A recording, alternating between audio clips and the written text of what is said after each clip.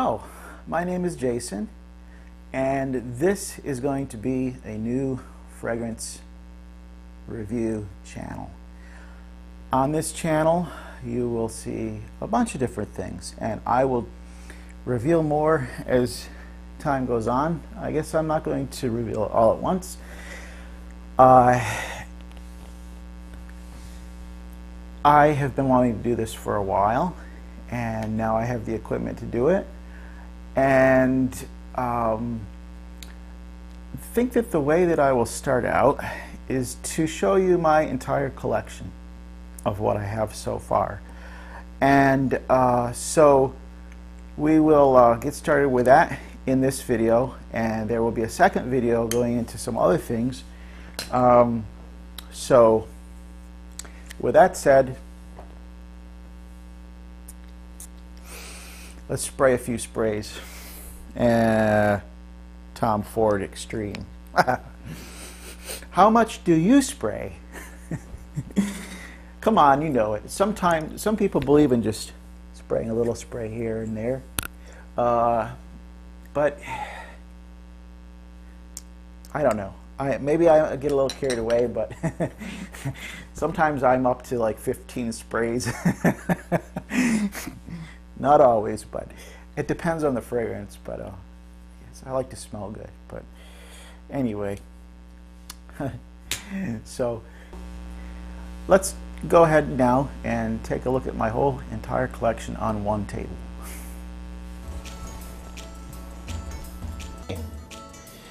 This here is my entire fragrance collection so far.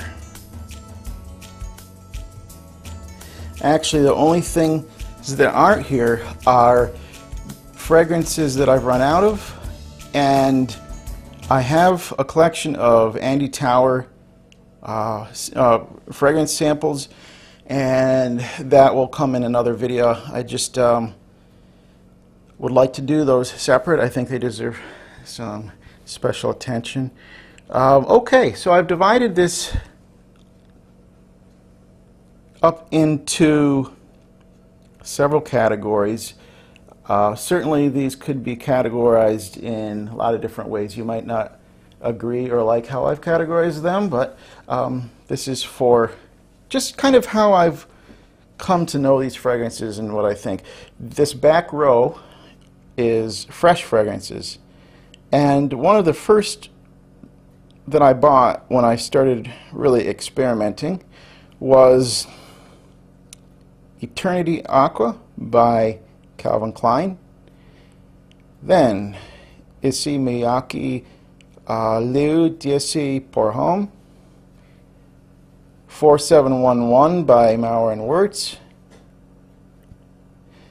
Creed's Green Irish Tweed. No one could mistake a bottle like that. Carolina Herrera's 212 for Men, Artisan by John Varvatos, Thierry Mugler Cologne, Gucci, which one is this? Gucci back to no, wait a minute. It's his Gucci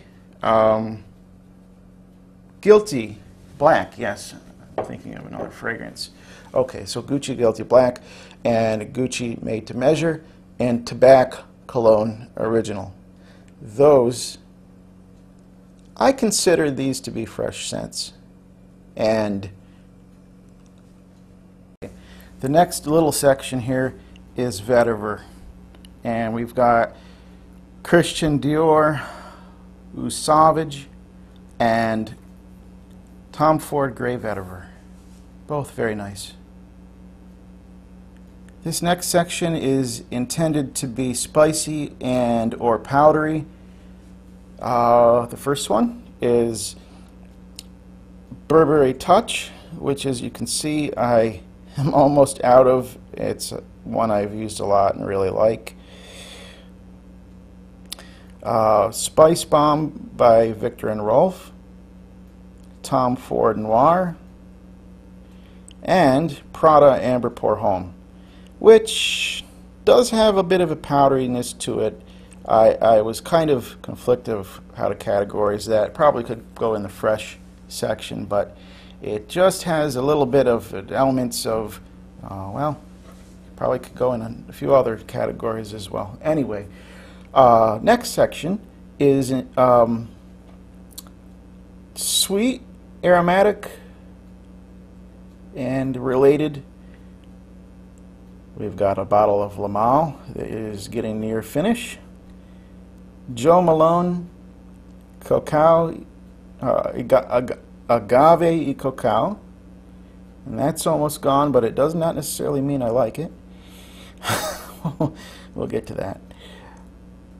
Givenchy Pie. In this case, the reason that it's almost gone is because I do really like it. So next, Versace Eros, Dark Obsession, and Yope Hum. Then in the back, we've got hanging out there next to the candle is probably one of my least favorites, is Tommy Bahama for Him. I've got kind of a story about that, and ironically right next to it is one of my all-time favorites. It is Tom Ford Extreme. Then I've got a story about all of these, and I'd like to share those. Hane Mori, Him by Hane Mori. I actually found this in the women's section at Sephora, and I don't know whether maybe they thought it was a women's fragrance, or that it's so unisex that they put it over there, or maybe they just got confused. But anyway, I'll have some things to say about that. Kenneth Cole Signature. What a nice one. Not necessarily the longest lasting. However, it's just so nice. It's one of those you can just practically bathe in. YSL Yves Saint Laurent L'Homme Intense Parfum. Also one of my favorites, and I'm sad to say that it is just nearing finish there. What a nice bottle. I really like the design. And I included this one hesitantly. This is Curved Soul by Liz Claiborne. That's just a sample I got, and out of this whole table, probably the one I have the most problems with. And certainly, last but not least, is Vintage by by John Varvatos. And what a nice fragrance. I will definitely be reviewing that. It is actually my most recent purchase. And as you can see here, a lot of these are on the designer side. I do have some that aren't. Why I've leaned in that direction, I guess maybe it's just because ease of access for purchase and for sniffing. I would like to get more into the niche side, and I will maybe work on doing that. Anyway, there are some fragrances that are not here that I really like, and I will talk about those in the next video. And I will be reviewing the Andy Tower samples that I said that I have. That will be coming up. A lot of things I'd like to do on this channel. I don't have a real set pattern for how to do this yet. I'm going to let that develop as time goes on.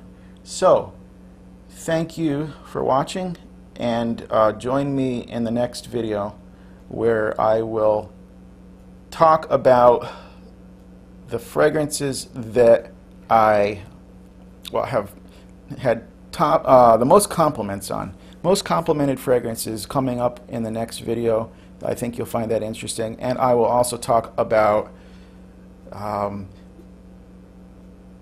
the fragrances that I ran out of that I also like, and which are ones that I've also received compliments on.